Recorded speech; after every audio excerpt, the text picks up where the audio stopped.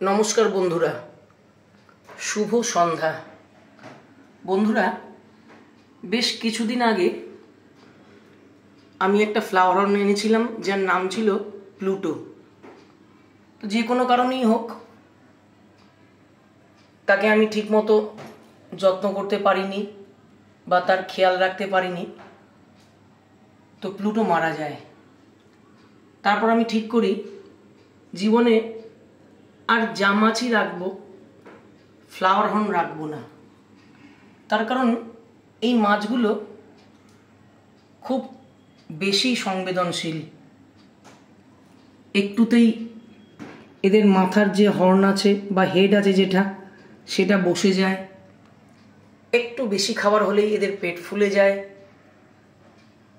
তারপর ওয়েদার চেঞ্জে ঠিকমতো হিটার যদি কন্ট্রোল না করা যায় তাহলে এদের হেড বসে যায়। সে নানান এদের ঝামেলা। অত ঝামেলা বোধ হয় আমার আর কোনো মাছের জন্য কোনোদিনও করতে হয়নি। এর আগে যে মাছ রেখেছিলাম ফ্লাওয়ার হর্নগুলো, তাদের মধ্যে একটা তো বেশ বড় হয়েছিল, প্রায় 1.5-2 ফুট হয়েছিল। তো তারপরে আমি যতবার রেখেছি বাঁচাতে পারিনি। হয়তো সেটা আমারই দোষ, কিন্তু যারা মাছ বেচেন তাদের কাছে দেখি এগুলো বেশ সুন্দর করে বেড়ে ওঠে, কারণ ওনারা জানেন কিভাবে এদের যত্ন করতে হয়, কখন কি ওষুধ দিতে হয়, সব কিছু। তো যাই হোক, সেই দুঃখে আমি যে কটা অ্যাকোরিয়ামে মাছ ছিল সব খালি করে দিয়েছিলাম, সব বার করে দিয়েছিলাম। খালি করে এতদিন ফাঁকা ছিল, এমনকি জলও ছিল না। আর এই 2 সপ্তাহ হলো আবার সুন্দর করে সাজিয়ে জল ঠল দিয়ে আবার রেখেছি।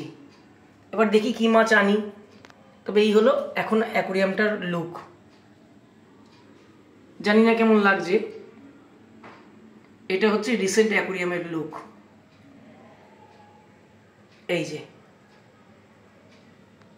তো এখন সারাদিন পাম্প চালাচ্ছি, জলটা যাতে ক্রিস্টাল ক্লিয়ার থাকে।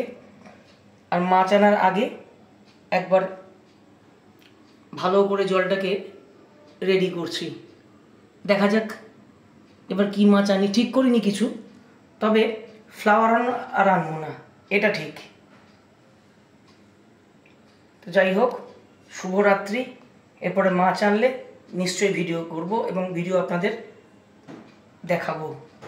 ভালো থাকবেন, সুস্থ থাকবেন, আনন্দে থাকবেন।